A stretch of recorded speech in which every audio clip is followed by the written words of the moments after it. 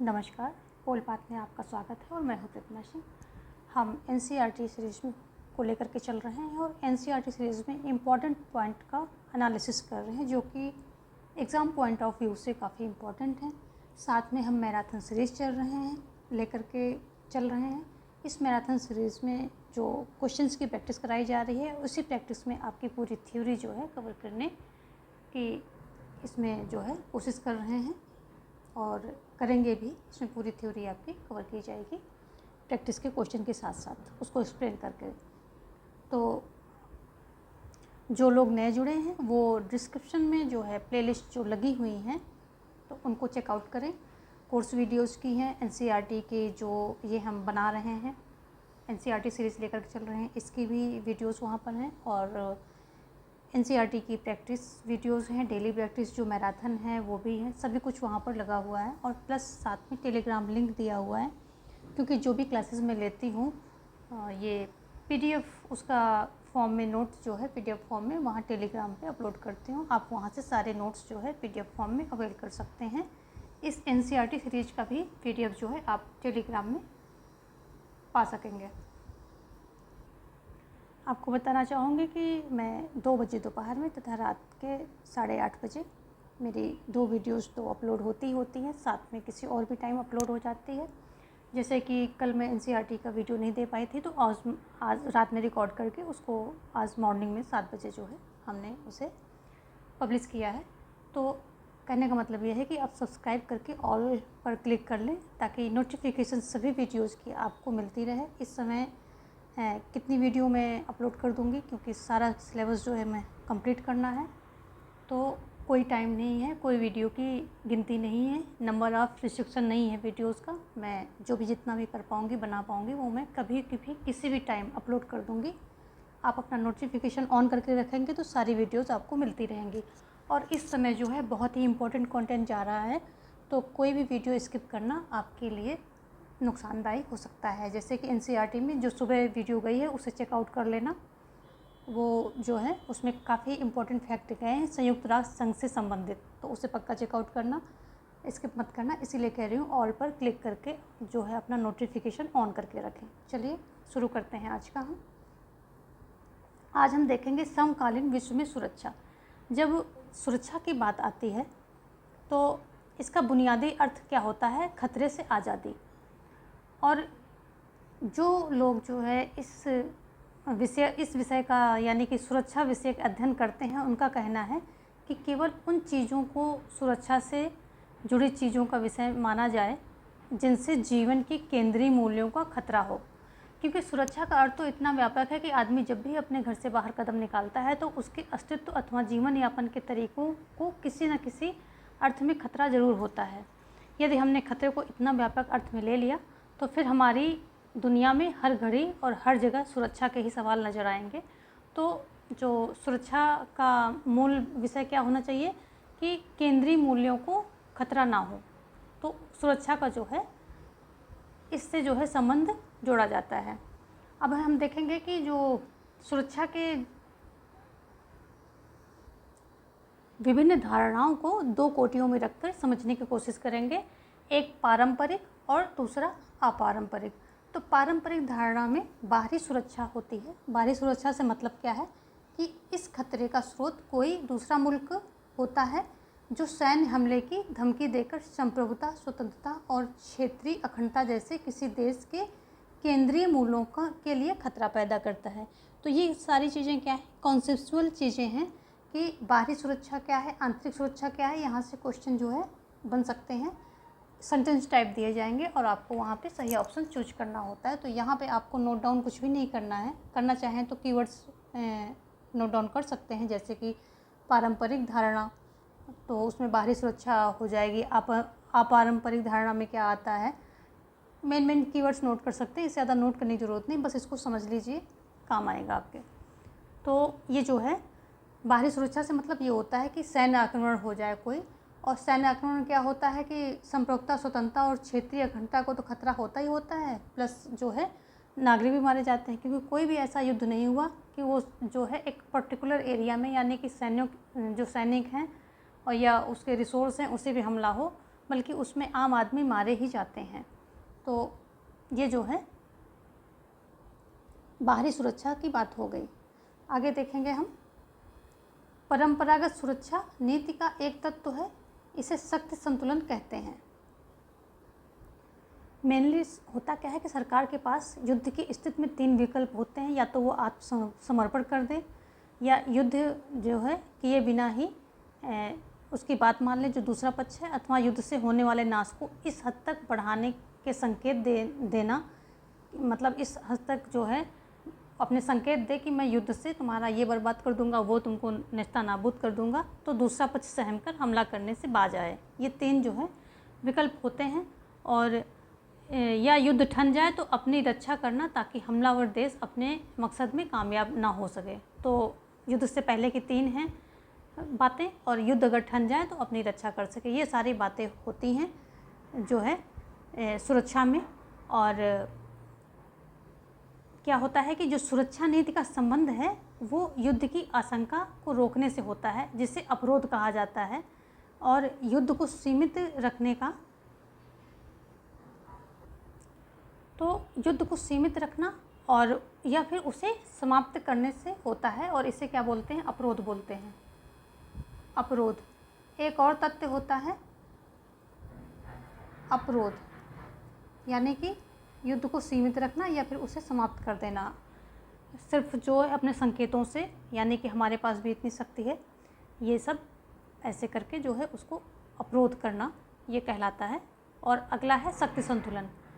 इसमें भी क्या होता है कि शक्ति संतुलन में क्या होता है, यदि आसपास के देश जो है बहुत ताकतवर हैं, उनके पास शक्ति है, तो वो ये भांप लेते हैं, भले वो जो है उनके पास कोई कारण ना हो, जो शक्तिशाली देश है उनके पास कोई आक्रमण करने का कारण ना जान पड़ता हो, लेकिन वो ये भांप लेते हैं कि भविष्य में हमला हो सकता है।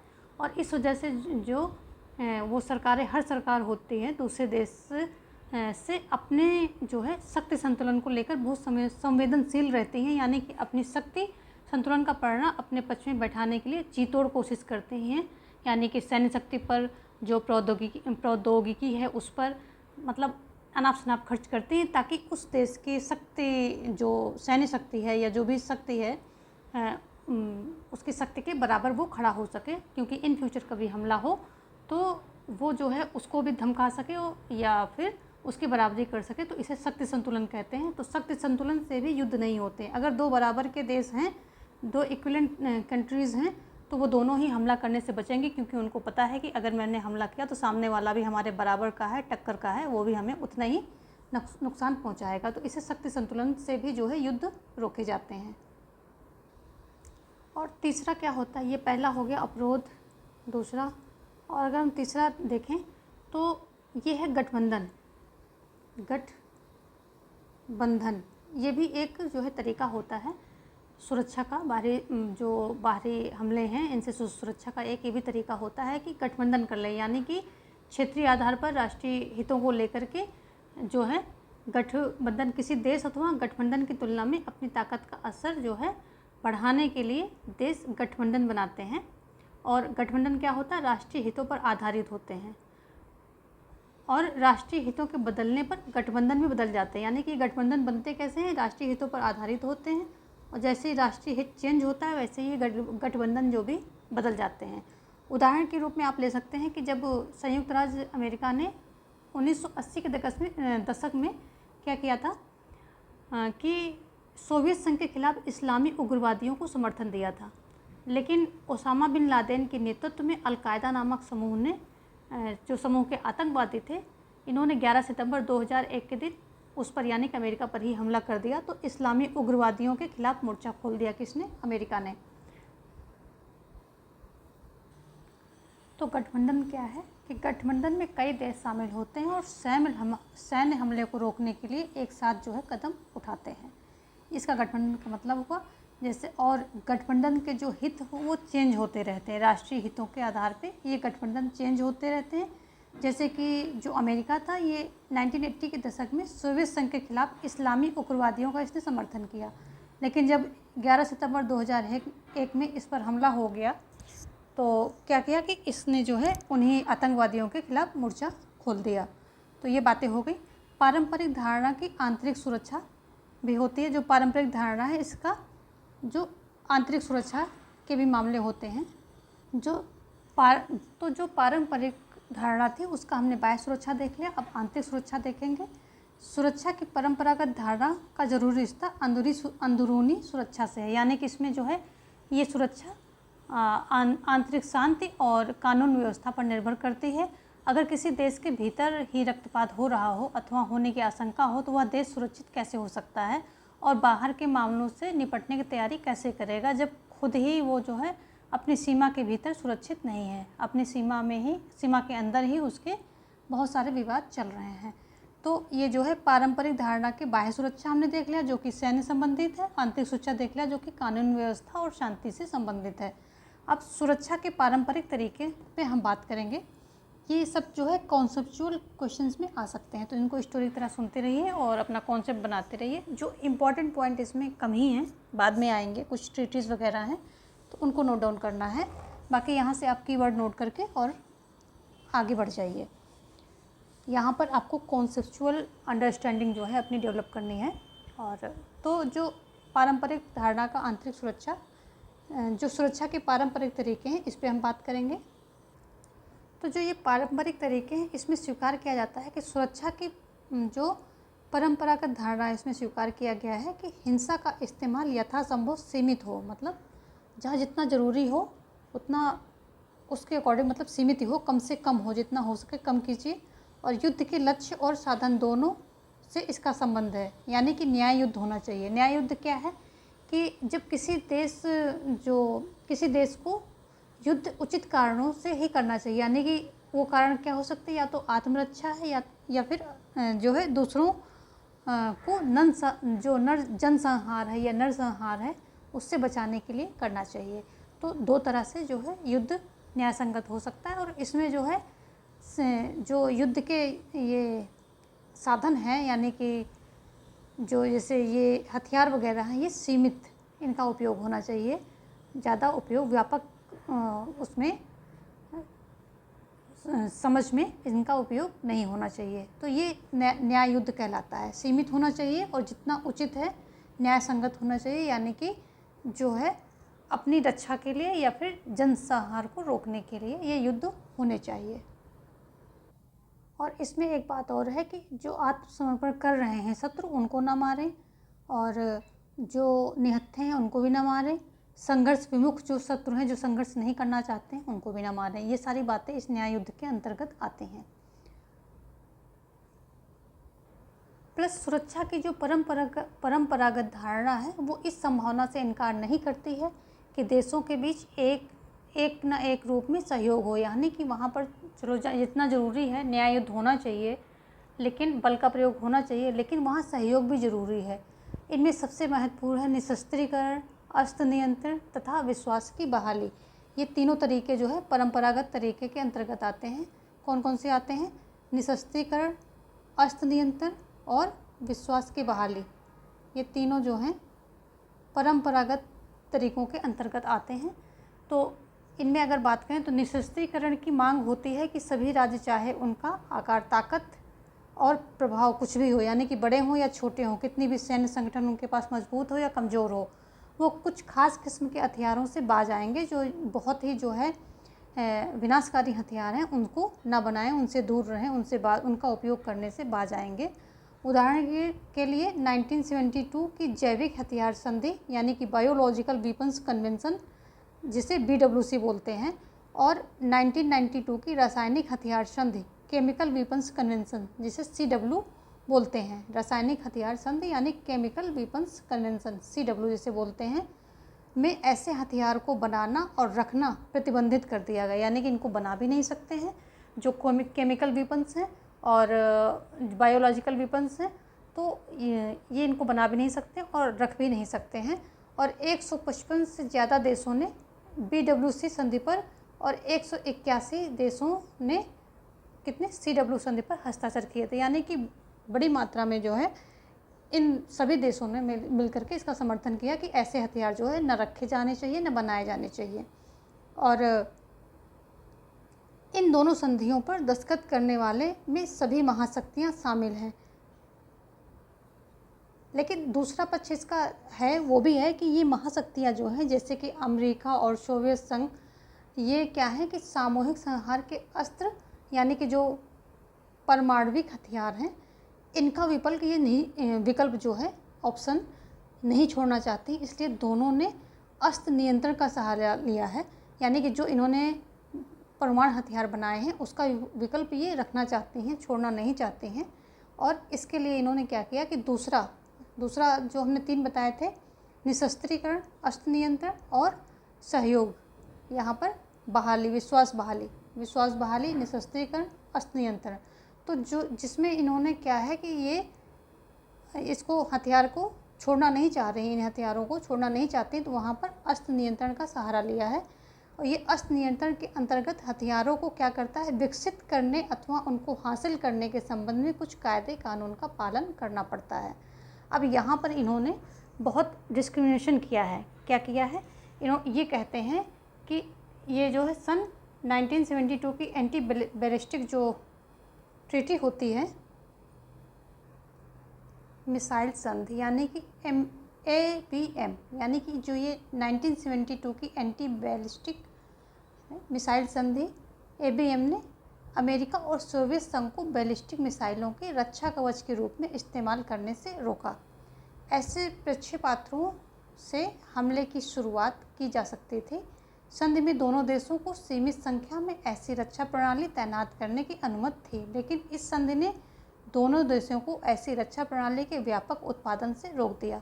यानी कि जो एंटी बैलिस्टिक मिसाइलें थीं, इनको क्या किया कि एक सीमित दायरे में यूज करने के लिए अनुमति थी, लेकिन व्यापक उत्पादन से इनको रोक दिया और व्यापक दायरे में इनको लगाने से, यानी कि इनको रखने से, वहाँ पर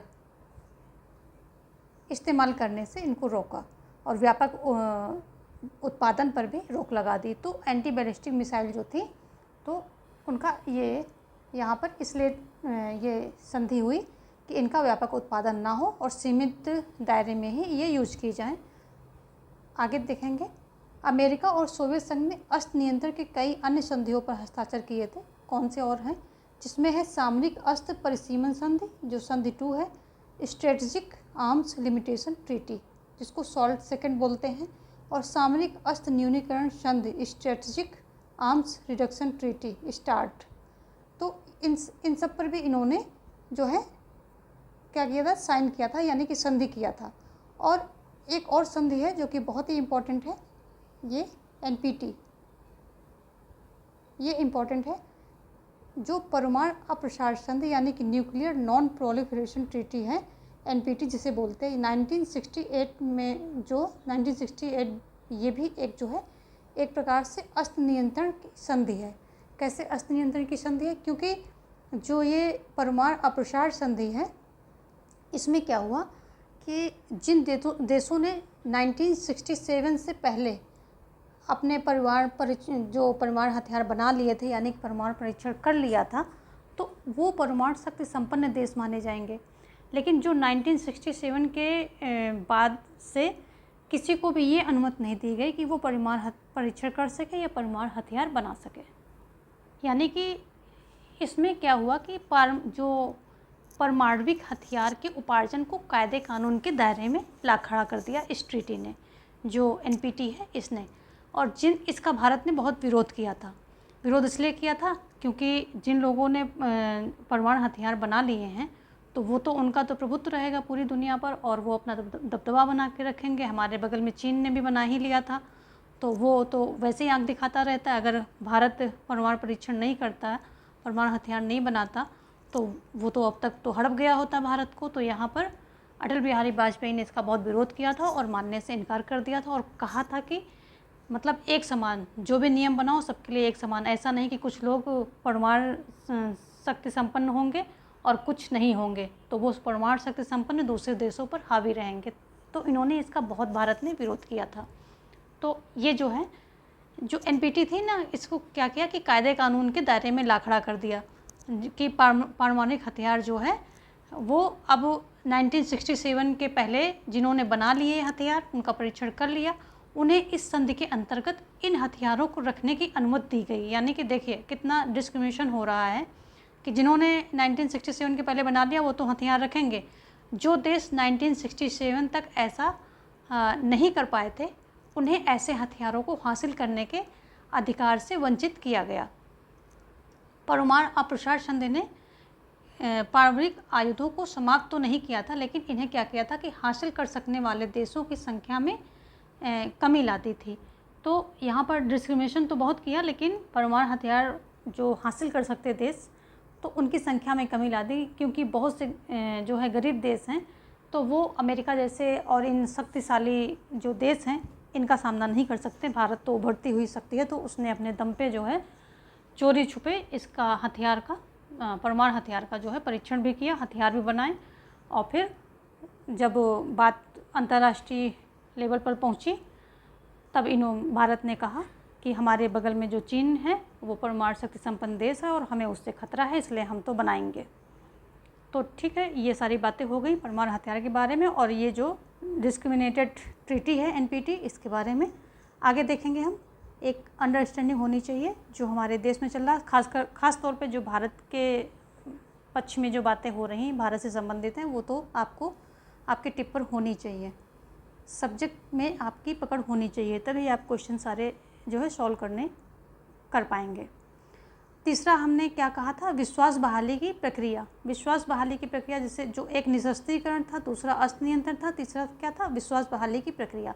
विश्वास बहाली की प्रक्रिया में सैन्य टकराव और प्रतिद्वंद्विता वाले देश सूचनाओं तथा विचारों का नियमित आदान प्रदान का फैसला करते हैं। यानी कि वो सूचना देते रहते हैं कि भाई मैं अपना सैन्य प्रैक्टिस करवा रहा हूँ सैनिकों की, तो बस उनको जो है ऐसे ही करवा रहा हूँ, उसका ये मेरा मतलब नहीं है कि मैं आप पे आक्रमण करूँगा, बस सैन्य प्रैक्टिस करवा रहा हूँ। आज अब तुमको भी शामिल करना है तो अपने भी सैनिकों को शामिल कर लो इसमें और कर लो, जैसे अगर उसमें थोड़ा सा बात व्यवहार है तो ये बताते हैं कि अपने जो है सारी चीज़ें खोलते रहते हैं, तो दूसरे देश को क्या होता है कि शक नहीं होता है कि नहीं ये जो है हमले की तैयारी कर रहा है।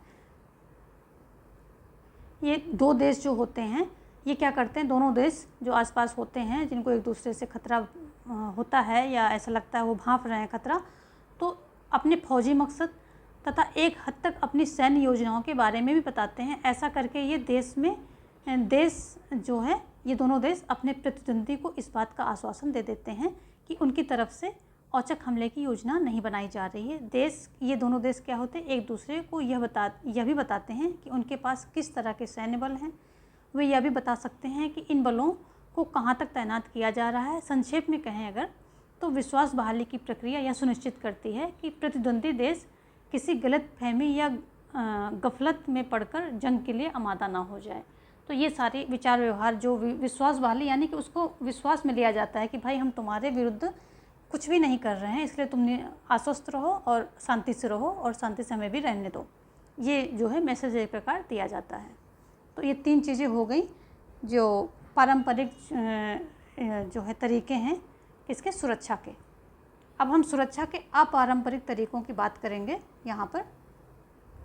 तो सुरक्षा की जो अपारंपरिक धारणा है इसमें क्या है, सिर्फ सैन्य खतरों से संबंध ये नहीं है। ये क्या है कि इसमें मानवीय अस्तित्व पर चोट करने वाले व्यापक खतरों और आशंकाओं को शामिल किया जाता है। जो सुरक्षा के अपारंपरिक धारणा है धारणा है या उनके प्रतिपादक हैं, उनका मानना है कि सिर्फ राज्य ही नहीं, व्यक्तियों और समुदायों या कहें कि समूची मानवता को सुरक्षा की ज़रूरत है। इसी कारण सुरक्षा की अपारंपरिक धारणा को मानवता की सुरक्षा अथवा विश्व सुरक्षा कहा जाता है। तो जो सुरक्षा की अपारंपरिक धारणा को मानवता की सुरक्षा या विश्व सुरक्षा कहा जाता है, इसको आप नोट कर सकते हैं। क्वेश्चन कहीं से भी बन सकता है, ऐसे क्वेश्चन बनते हैं कीवर्ड्स उठा लेते हैं और वहाँ पे रख देंगे, आप वहाँ पर हमको टिक करते रहिए। तो सुरक्षा की जो अपारंपरिक धारणा है वो मानवता की सुरक्षा अथवा विश्व सुरक्षा से है। और इसमें क्या है, प्राकृतिक आपदाएं आ जाएंगी उससे सुरक्षा हो जाएगी, महामारी से सुरक्षा हो जाएगी, बीमारियां हैं उनसे सुरक्षा हो जाएगी, मतलब और जो अप्रवासी हैं जो शरणार्थी हैं, इन सब की बातें, मतलब एक प्रकार से इनके जो है जो आवश्यकताएं हैं, जीवन की मूलभूत आवश्यकताएं हैं, उनकी बात आ जाएगी और मूल सुरक्षा की बात इनकी आ जाएगी। और जो पारंपरिक धारणा है उसमें सैन्य शक्ति हो जाएगा, मतलब बाहरी सुरक्षा, आंतरिक सुरक्षा, यानी कि वहाँ बल प्रयोग जैसी कुछ बातें रहेंगी, जो है सेना से संबंधित रहेंगी, कानून व्यवस्था, शांति, इन सब से जो है संबंधित रहेंगी। तो देख लेते हैं अपारंपरिक धारणा का मतलब क्या है। मानवता की सुरक्षा, विश्व की रक्षा। तो आई थिंक यहाँ तक आपका कॉन्सेप्ट क्लियर हो गया है कि पारंपरिक सुरक्षा क्या है और जो सुरक्षा की अपारंपरिक धारणा क्या है। जो पारंपरिक धारणा है उसमें ये देश की बाह्य सुरक्षा हो जाती है, जिसमें कि बाहरी आक्रमण, सैन्य शक्ति, सैन्य संतुलन, शस्त्रीकरण, ये सारी चीज़ें आ जाती हैं। और आंतरिक सुरक्षा में कानून व्यवस्था, शांति, ये सब आ जाता है। और अगर इनके जो तरीके देखें कि इन जो पारंपरिक सुरक्षा के तरीके क्या हैं, तो निशस्त्रीकरण है और अस्त्र नियंत्रण है और क्या है, विश्वास बहाली है। ये मतलब क्लियर हो गया, कीवर्ड्स में आपका हो गया कॉन्सेप्ट यहाँ तक क्लियर कि पारंपरिक धारणा क्या है। तो वो सैन्य शक्ति, कानून व्यवस्था से संबंधित है, इन सब चीज़ों से संबंधित। और जो सुरक्षा की अपारंपरिक धारणा है वो मानवता की सुरक्षा और विश्व सुरक्षा से संबंधित है। यहाँ तक आपका कॉन्सेप्ट क्लियर हो गया है, तो हम आगे चलें। इसमें कुछ ज़्यादा नहीं है, लेकिन समराइज करना और कीवर्ड्स और की जो हेडिंग है, क्या कौन कौन से इसमें आपको क्या बातें बताई जा रही हैं, वो आपके ध्यान में रहना ज़रूरी है। तो जो पारंपरिक धारणा है इसके क्या है कि 3 अर्थ जो हैं,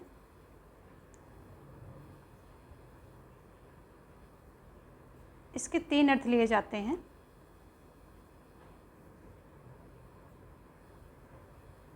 आप देखते हैं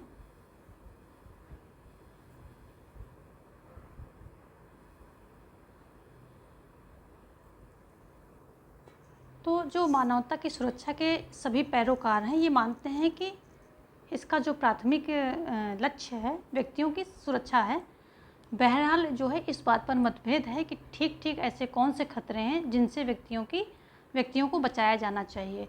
तो इस बारे में मानवता की सुरक्षा के 3 अर्थ निकलते हैं। कौन कौन से 3 अर्थ हैं? एक तो संकीर्ण अर्थ हैं।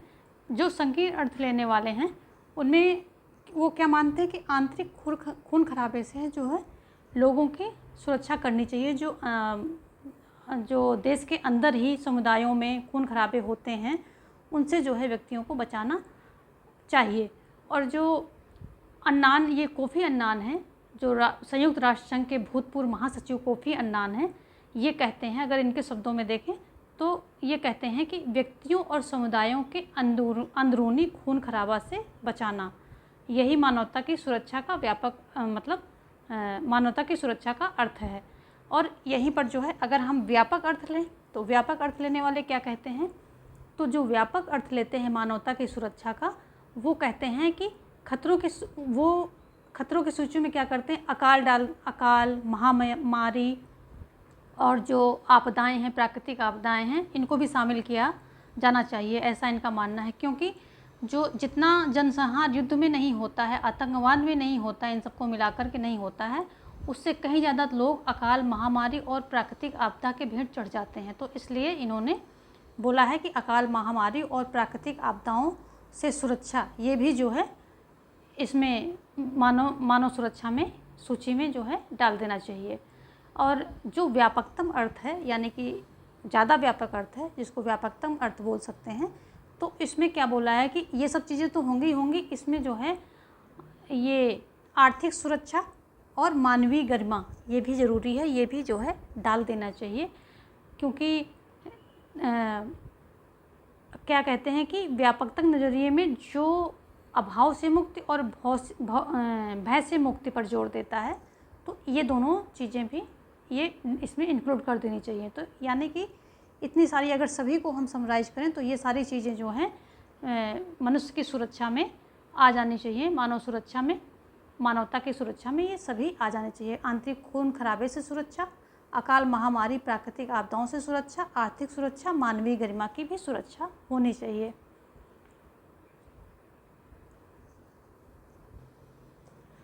आगे है कि ये एक फैक्ट है कि जो फ़िलहाल विश्व की कुल जनसंख्या वृद्धि का 50% सिर्फ 6 देशों में यानी कि भारत, चीन, पाकिस्तान, नाइजीरिया और बांग्लादेश, इंडोनेशिया में घटित हो रहा है। यानी कि ये 6 देश हैं जहाँ पर जो जनसंख्या वृद्धि है इसका जो है इतना 50% यहीं पर घटित हो रहा है, यानी कि यहीं पर जनसंख्या बढ़ रही है।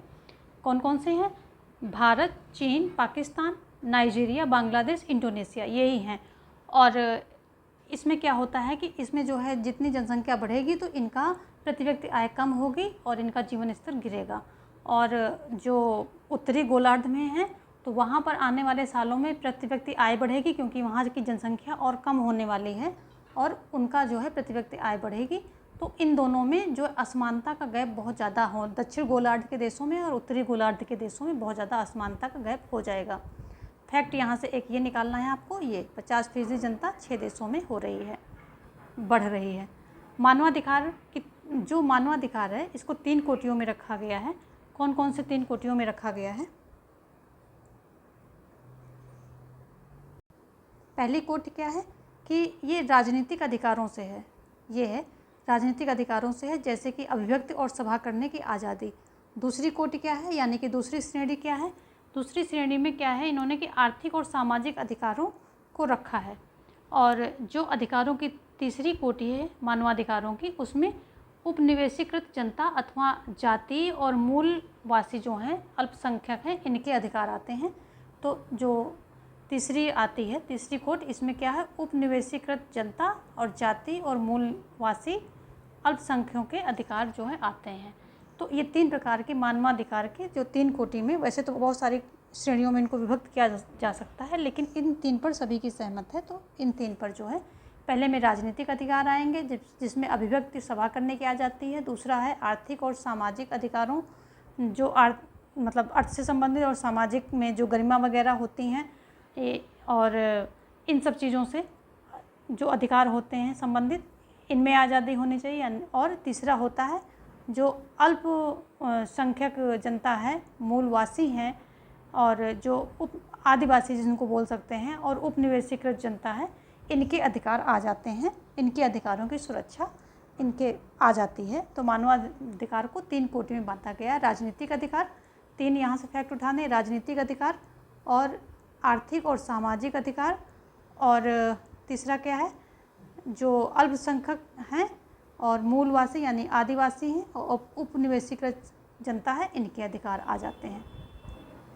कुछ अलग तरीके के भी खतरे बढ़ रहे हैं, जैसे कि वैश्विक तापक्रम से अगर समुद्र तल 2 मीटर ऊंचा उठता है तो बांग्लादेश का 20% जो है हिस्सा डूब जाएगा, कमोवेश पूरा मालदीव सागर में डूब जाएगा और थाईलैंड की 50% आबादी को खतरा पहुंचेगा। तो ये जो ग्लोबल वार्मिंग जैसे आतंकवाद जैसे ये जो इशूज़ हैं, तो ये भी एक खतरे की तरह हैं और इसमें पूरे जो है विश्व को एक साथ मिलकर काम करना होगा। हो सकता है कि इन खतरों से किसी देश को ज़्यादा नुकसान पहुँचे, किसी को कम पहुँचे, लेकिन इसमें क्या है, ये ऐसे ग्लोबल वार्मिंग क्या है, इसमें सभी देश, पूरी दुनिया जब मिल करके काम करेगी तभी रिजल्ट आएगा। तो सबको एक होना पड़ेगा, सबको एक होना चाहिए। ये चीज़ें यहाँ पर बताई जा रही हैं कि ग्लोबल वार्मिंग होगा, विश्वव्यापी आतंकवाद हो गया, इसमें पूरे विश्व को एक साथ आकर के काम करके और जो मानव की सुरक्षा है उसको सुनिश्चित करना पड़ेगा। आगे देखेंगे कि जो अप्रवासी होते हैं ये अपनी मर्ज़ी से देश नहीं छोड़ते हैं। जो अप्रवासी होते हैं ये अपनी मर्ज़ी से देश छोड़ते हैं, यानी कि जॉब के चक्कर में या किसी और उससे जो है ये पढ़ाई वगैरह इन सब चीज़ों के चक्कर में ये अपनी मर्ज़ी से देश छोड़ते हैं। और जो शरणार्थी होते हैं ये देश छोड़ते हैं, क्या हो गया, प्राकृतिक आपदा हो गई, आ गई, युद्ध हो गया, ये या देश के अंदर जो है उन पे अत्याचार हो रहा है और बहुत ज़्यादा उत्पीड़न उनके साथ किया जा रहा है, तो इन सब कारणों से ये देश छोड़ने पर मजबूर होते हैं।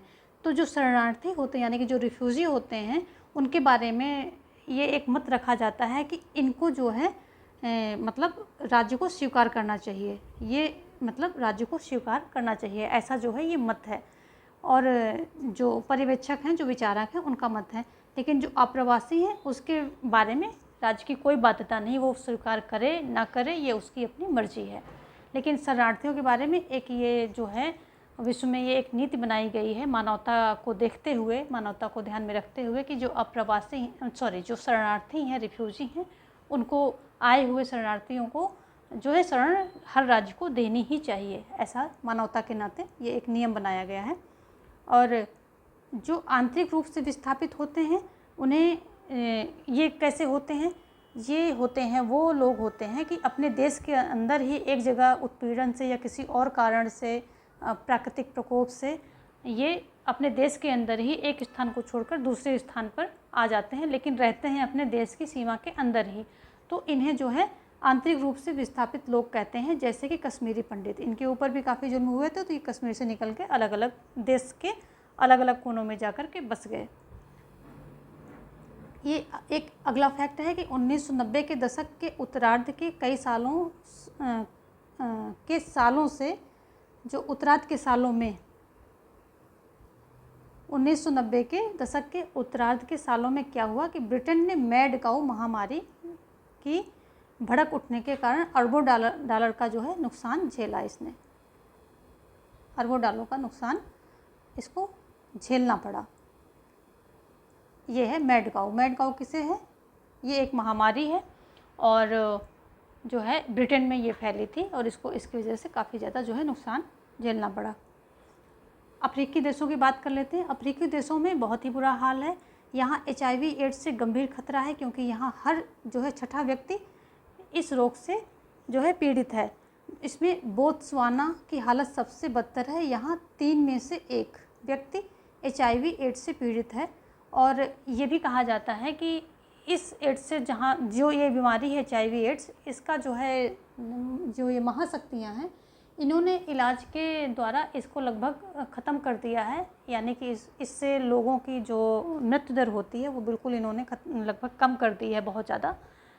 और लेकिन अगर देखें जो गरीब देश हैं, अफ्रीकी देश, अगर अफ्रीका की बात करें तो इस बीमारी से जो है जो HIV एड्स है, इससे यहाँ पर मरने वालों की संख्या भी बहुत ज़्यादा है। और इस बीमारी ने वहाँ की आर्थिक व्यवस्था को चरमरा दिया है। यानी कि वो खर्चा भी कर रहा है, क्योंकि वो उसकी हालत ही उतनी अच्छी नहीं है कि इतना अपने नागरिकों को जो है ज़्यादा सुविधाएं दे करके अमेरिका की तरह या जो अच्छे महाशक्तियाँ हैं उनकी तरह वो सुविधाएं दे पाएँ। लेकिन वो जितना उसकी शक्ति है उस अकॉर्डिंग उसको सुविधा देता है, देनी पड़ती है, तो वो उसके लिए उतना ही बहुत ज़्यादा है जो है भारी पड़ रहा है और उसकी अर्थव्यवस्था को काफ़ी नुकसान पहुंच रहा है इस बीमारी की वजह से। ये एक फैक्ट है। 1994 में रवांडा की तुस्सी जाति ने, ये एक रवांडा से संबंधित फैक्ट है, जो तुस्सी जनजाति है, तुस्सी जनजाति के अस्तित्व पर खतरा मंडराया, क्योंकि प्रतिद्वंदी हुतू जनजाति जो थी, ये हुतू जनजाति ने कुछ ही हफ्तों में लगभग 5 लाख तुस्सी लोगों को मार डाला था। तो ये एक फैक्ट है और NCERT से ऐसे फैक्ट निकल कर के आते हैं, पूछे जाते हैं। तो तुस्सी जनजाति के अस्तित्व पर खतरा आता है और कौन खतरा जो है ये पैदा करता है? तो हुती जनजाति ने, और लगभग जो है कुछ ही हफ्तों में 5 लाख तुस्सी लोगों को इसने मार डाला था। तो ये क्या हुआ? ये शरणार्थी बनने का, रिफ्यूजी बनने का एक कारण है, क्योंकि उन पर इतना वहाँ अत्याचार हो रहा है कि वो अपने देश से भाग के निकलेंगे कहीं और, जहाँ उनको जगह मिलेगी तो वहाँ पर जाकर शरण लेंगे। तो ये सारी बातें हो गई। अब ये फैक्ट हैं, मेन फैक्ट हैं, बाकी इनके पीछे कहानियाँ तो काफ़ी हैं, पर मेन फैक्ट मैं आपको दे रही हूँ। दुनिया में सबसे ज़्यादा सशस्त्र संघर्ष कहाँ होते हैं? अफ्रीका के सहारा मरुस्थल के दक्षिणवर्ती देशों में होते हैं। यह इलाका दुनिया का सबसे गरीब इलाका है। तो यहाँ से कॉन्सेप्ट ये निकल के आता है कि जो गरीब इलाके हैं वहाँ पर ज़्यादा मारधाड़ होती है, संघर्ष होता है, क्योंकि वहाँ गरीबी होती है। हर छोटी बड़ी चीज़ के लिए वो जो है संघर्ष करते रहते हैं, हर छोटे बड़े अधिकार के लिए उनको संघर्ष करना पड़ता है, और मतलब सभी चीज़ों के लिए वो संघर्ष करते हैं। तो यहाँ गरीब इलाके जितने भी होंगे और वो अनएजुकेटेड भी होते हैं, वहाँ सब चीज़ की कमी होती है, तो यहाँ पर संघर्ष बहुत ज़्यादा देखने को मिलता है। अफ्रीका का जो सहारा मरुस्थल का दक्षिणवर्ती देशों में कहाँ पर ये संघर्ष जो है, सशस्त्र संघर्ष सबसे ज़्यादा होते हैं। तो जो सहारा मरुस्थल का दक्षिणवर्ती देश हैं, इनमें सशस्त्र संघर्ष सबसे ज़्यादा होते हैं। और ये एक इसके पीछे कारण क्या है कि ये एक दुनिया का सबसे ज़्यादा गरीब इलाका है। अब हम भारत की सुरक्षा की रणनीतियाँ देखेंगे कि आप भारत के रहने वाले हैं तो भारत के बारे में आपको जो है यहाँ पर पता होना चाहिए। भारत की सुरक्षा की रणनीतियों में भारत को पारंपरिक यानी कि सैन्य, हमने बात की थी, पारंपरिक में सैन्य आएगा और अपारंपरिक में जो ऐसे ही हमारे मानवता से संबंधित चीज़ें होती हैं उनको खतरे को रखा गया है। तो जो पारंपरिक और अपारंपरिक खतरों का सामना करना पड़ा है, ये खतरे सीमा के अंदर से भी उभरे हैं और बाहर से भी उभरे हैं। भारत की सुरक्षा नीति के 4 बड़े घटक हैं। इसने क्या किया, 4 बड़े घटक हैं किसके, भारत की सुरक्षा नीति के, क्योंकि 4 बड़े जो हैं मुद्दे हैं यहाँ पर, जिसमें भारत के अंदर जिसके ऊपर जो है भारत सरकार को या भारत को जो है ज़्यादा ध्यान रखना पड़ता है सुरक्षा के लिहाज से। और अलग अलग वक्त में इन्हीं घटकों के हेर फेर से सुरक्षा की रणनीति बनाई गई, क्योंकि यही मेन है तो इनके आसपास ही सुरक्षा की रणनीति बनती रहती है। तो 4 बड़े घटक हैं सुरक्षा की रणनीति में, और कौन कौन से हैं वो हम देखेंगे। सुरक्षा नीति का पहला घटक रहा है सैन्य क्षमता को मजबूत करना, क्योंकि भारत के जितने भी पड़ोसी देश हैं यहाँ से हमले होते रहे हैं। पाकिस्तान ने 1947, 48, 1965, 1971, 1999 जो है इन समय जो है हमला किया है। 1965 में कच्छ में हुआ था, 71 में जो पूर्वी पाकिस्तान के विवाद के चक्कर में ये भारत और पाकिस्तान से हुआ था। 99 में कारगिल युद्ध हुआ था। 1947-48 में कश्मीरी युद्ध हुआ था। तो पाकिस्तान से ही अकेले जो है इतने सारे युद्ध इसको लड़ने पड़े। चीन ने 1962 में भारत पर पहला हमला किया था, और वैसे भी छुटपुट झड़पें होते ही रहते हैं चीन के साथ। तो इस वजह से जो है भारत को अपनी सैन्य क्षमता को मजबूत करना इसके लिए मजबूरी है। चाहे बाकी के विकास हो कम हो, लेकिन सैन्य क्षमता को मजबूत करेगा तभी जो है अपने ये पड़ोसी देशों से निपटने की हालत में होगा। तो ये इसकी एक मजबूरी है और सबसे जो है प्रमुख घटक है जो है सुरक्षा के लिहाज से कि रणनीति बनाने का।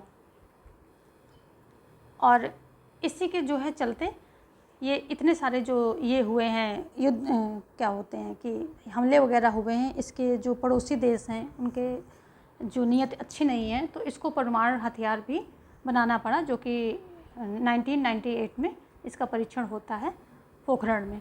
तो अपने जो आसपास की चीज़ों को देखते हुए हर देश को सुरक्षा नीति बनानी पड़ती। और भारत की दूसरी जो है सुरक्षा नीति का दूसरा घटक है अपने सुरक्षा हितों को बचाने के लिए अंतर्राष्ट्रीय कायदों और संस्थाओं को मजबूत करना। यानी कि जो अंतर्राष्ट्रीय कायदे और कानून हैं तो वहाँ डिस्क्रिमिनेशन हो रहा है, तो उसके प्रति आवाज़ उठाना ये भी जो है दूसरा घटक है। क्योंकि अगर ये नहीं बोलेगा या और सभी देशों को साथ में लेकर के ये उनके खिलाफ आवाज़ नहीं उठाएगा तो ये डिस्क्रिमिनेशन और बढ़ता जाएगा, और घाटा एट द लास्ट अल्टीमेटली घाटा क्या होना है कि जो विकासशील देश हैं, जो गरीब देश हैं, जिसमें कि भारत भी आता है, उनको झेलना पड़ेगा। तो इसका दूसरा जो है सुरक्षा नीति क्या है कि जो अंतर्राष्ट्रीय कायदे कानून हैं उनको मजबूत करना है। भारत के पहले प्रधानमंत्री जवाहरलाल नेहरू ने एशियाई एकता, उपनिवेशीकरण यानी कि डीकोलोनाइजेशन और निशस्त्रीकरण के प्रयासों की हिमायत की। उन्होंने अंतर्राष्ट्रीय संघर्ष में संयुक्त राष्ट्र संघ को अंतिम पंच मानने पर जोर दिया था। यानी कि जो राष्ट्र संघ है उसको इतनी ताकत दो कि उसका जो निर्णय हो वो सब लोग माने, यानी कि अंतिम पंच मानने पर जोर दिया था। भारत ने हथियारों के अप्रसार के संबंध में एक सार्वभौम और बिना भेदभाव वाली नीति चलाने की पहल कदमी की। यानी कि जब ये जो NPT का हुआ था इसका खुलकर विरोध किया था और इसने बोला था कि अप्रसार के संबंध में सार्वभौम और बिना भेदभाव वाली नीति चलाओ, तभी हम इसके समर्थन में होंगे, अदरवाइज़ हम इसका समर्थन नहीं करेंगे। अटल बिहारी वाजपेयी ने खुलकर ये कहा था अंतर्राष्ट्रीय मंच पर।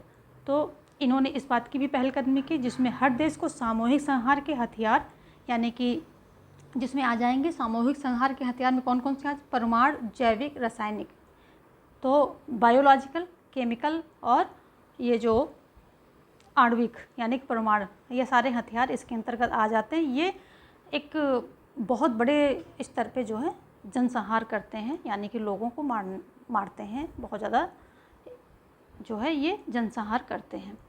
इससे संबंधित क्या है, बराबर अधिकार और दायित्व हो, यानी कि इन्होंने एक मांग की कि जो भी ये हैं अप्रसार के संबंध में, हथियारों के अप्रसार के संबंध में जो भी नीतियां हैं उसमें बिना भेदभाव वाली नीति जो है अपनाइए, और जो जितने भी ये हथियार हैं, संहार के हथियार हैं, इनके संबंध में बराबर सबके अधिकार भी हों और दायित्व भी हों। ऐसा है नहीं कि 5 देश जो हैं परमाणु शक्ति संपन्न बने बैठे हैं और बाकी कह रहे हैं कि नहीं नहीं अब तो तुम बना ही नहीं सकते हो, तो ऐसा नहीं होगा। बराबर के अधिकार भी होंगे और दायित्व भी बराबर के होंगे। तो ये जो है भारत जो है इस पर भी काफ़ी ध्यान देता है। ये इसकी दूसरी सुरक्षा नीति है। दूसरी जो 4 घटक हैं उसमें दूसरा है। पहला क्या है कि जो ये है सैन्य शक्ति पर अपना ध्यान देता है, सुरक्षा नीतियाँ बनाता है। दूसरा क्या है कि जो ये अंतर्राष्ट्रीय स्तर पर ये बिना भेदभाव वाली नीतियों को के पक्ष में है कि ये जो अंतर्राष्ट्रीय नीतियां हैं इनको जो है मजबूत करने में, और जो अंतर्राष्ट्रीय नीतियां हैं इनको कायदे और जो यहाँ के कायदे और कानून हैं और संस्थाओं हैं इनको जो मजबूत करना, यानी कि इनको शक्तिशाली बनाना और इनको भेदभाव रहित बनाना, इस पर जो है ध्यान देता है। भारत की सुरक्षा रणनीति का तीसरा घटक क्या है? देश की अंदरूनी सुरक्षा समस्याओं से निपटने की तैयारी। ये भी एक बहुत बड़ा मुद्दा है भारत के अंतर्गत। आप सभी को पता है, भारत में रहने वाले हैं, इसमें तो जैसे कुछ क्षेत्र हैं जो कि नागालैंड, मिजोरम, पंजाब और कश्मीर जैसे क्षेत्रों से कई उग्रवादी समूहों ने समय समय पर इन प्रांतों को भारत से अलगाने की कोशिश की, यानी कि भारत से एक अलग प्रांत या देश बनाने की कोशिश की है, और जिसको भारत की सुरक्षा नीति ने जो तीसरा घटक है इसने हर बार जो है फेल किया है, और इन सभी को अखंडता और एकता में जोड़े रखने का काम इसने बहुत ही महान कार्य किया है, क्योंकि कितने सारे ये संघर्ष हुए हैं आप सभी को पता है, लगातार भारत उसका शिकार रहा है। आखिर में यानी कि चौथा यहाँ पे रख लेते हैं, तो 4 सुरक्षा नीतियों की बात हो रही है, 4 घटकों की बात हो रही है। तो आखिर में एक बात यह है कि भारत में अर्थव्यवस्था को इस तरह विकसित करने के प्रयास किए गए हैं कि बहुसंख्यक नागरिकों को गरीबी और अभाव से निजात मिले तथा नागरिकों के बीच आर्थिक असमानता ज़्यादा ना हो। तो जो सुरक्षा के नीतियां हैं, सुरक्षा की चौथी नीति में क्या है कि अर्थव्यवस्था को इस तरह से विकसित करें कि सभी नागरिकों का गरीबी मिटे हमारे देश की, और नागरिकों में जो अभाव है, नागरिकों को जिस अभाव को झेलना पड़ रहा है, जिस अभावों का सामना करना पड़ रहा है गरीबी की वजह से, उनसे उनको निजात मिल जाए। और दूसरी चीज़ क्या है कि जो आर्थिक असमानता है वो बहुत ज़्यादा ना हो, और यानी कि आर्थिक समानता लाने की कोशिश की जा रही है। हालांकि ये सब आर्थिक समानता लाना और गरीबी मिटाना, ये सब चीज़ों में सफलता भारत को अभी तक बहुत ज़्यादा नहीं मिल पाई है, लेकिन हाँ, भारत एक लोकतांत्रिक जो है चीज़ों को, व्यवस्था को इस्टेब्लिश करने में सक्षम रहा है। भारत जो है दुनिया का सबसे बड़ा लोकतंत्र है, और यहाँ के नागरिक खुलकर अपने विचारों की अभिव्यक्ति कर सकते हैं, सरकार का विरोध कर सकते हैं। तो जनता के पास पावर है। अब सब देश के पास रिसोर्सेज कम हैं, तो ये सब चीज़ें धीरे धीरे आगे फ्यूचर में कब ठीक होती हैं वो देखने का मुद्दा है। लेकिन हाँ, इस पे काम चल रहा है, काफ़ी हद तक सुधार हुए भी हैं, लेकिन पूरी तरह से निजात नहीं मिल पाई है, यानी कि अभी काफ़ी कुछ करने को बाकी है। तो इसमें हमने इस चैप्टर में यहाँ पे कंप्लीट होता है, और अब इसमें हमने सुरक्षा विषयक मुद्दों पर बातें की हैं। सुरक्षा विषयक मुद्दों में हमने भारत की भी रणनीतियाँ ली हैं, जिसमें कि 4 घटक हैं हमने बताए। सैन्य हो गया, अंतर्राष्ट्रीय जो ये नीतियाँ हैं, संस्थाएं हैं, इन पर दूसरा है। तीसरा क्या हो गया कि जो अंदरूनी ये उग्रवाद हैं, कश्मीर, नागालैंड, मिजोरम, इन सब से निपटने की तैयारी है।